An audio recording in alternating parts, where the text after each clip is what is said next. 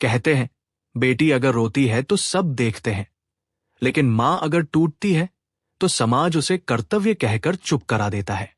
ये कहानी है शारदा की और उसकी बेटी काव्या की। शारदा ने अपनी पूरी जिंदगी बेटी के नाम कर दी थी। पति का साया पहले ही उठ चुका था। अब उसके पास जीने की एक ही वजह थी, उसकी बेटी। दिन में 2 घरों में काम, शाम को थकी हुई देह और रात को बेटी की पढ़ाई। यही शारदा की दुनिया थी। वो कभी नहीं बोली कि वो थक गई है, क्योंकि समाज ने उसे सिखाया था कि मां थकती नहीं है। काव्या पढ़ने में तेज थी, सपने बड़े थे, वो डॉक्टर बनना चाहती थी। शारदा ने अपनी जरूरतें काट दी, लेकिन बेटी के सपनों को नहीं। फटे जूते पहन लिए, लेकिन बेटी को नई किताबें दिलाई। लोग कहते इतना मत कर, बेटी है, पराया धन होती है। शारदा बस मुस्कुरा देती। समय बदला, काव्या डॉक्टर बन गई। समाज ने तालियां बजाई। सब बोले मां ने बेटी को आसमान दे दिया। लेकिन उसी दिन से शारदा की जिंदगी में सन्नाटा बढ़ने लगा।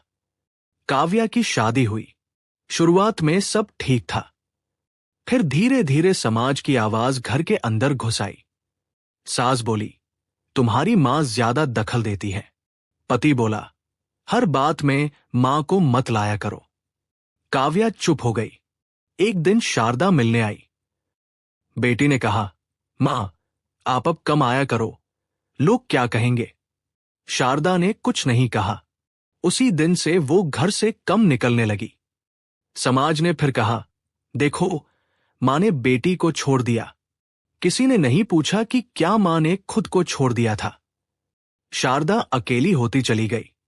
वो बोलती नहीं थी, शिकायत नहीं करती थी, बस खामोश रहती थी। और यही खामोशी धीरे धीरे उन्हें अंदर से तोड़ने लगी।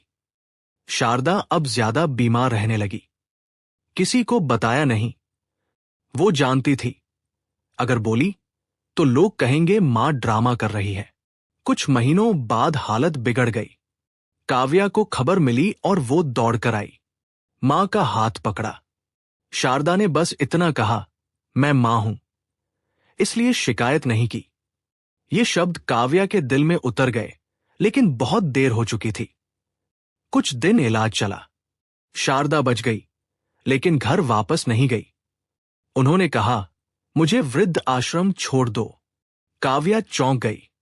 मां बोली वहां कोई मुझे देखेगा, सुनेगा, और मैं किसी की मजबूरी नहीं बनूंगी। काव्या रोज आश्रम जाने लगी। मां मुस्कुरा कर मिलती थी, लेकिन लौटते समय काव्या खुद से पूछती, अगर मां मेरे साथ होती तो क्या ये मुस्कान घर में नहीं होती। एक दिन मां ने कहा अब मुझे शांति है। और कुछ दिनों बाद शारदा हमेशा के लिए शांत हो गई। मां के जाने के बाद काव्या को एक डायरी मिली। आखिरी पन्ने पर लिखा था, बेटी को उड़ान देने के लिए मां ने अपने पंख काट दिए, लेकिन समाज ने कहा मां का फर्ज था। उस दिन काव्या रोई नहीं। वो समझ गई थी, समाज बेटी को देवी बनाता है और मां को कर्तव्य की मूर्ति, लेकिन इंसान किसी को नहीं बनाता। अगर आपकी मां आज चुप है तो समझ लीजिए वो मजबूत नहीं, वो अकेली है।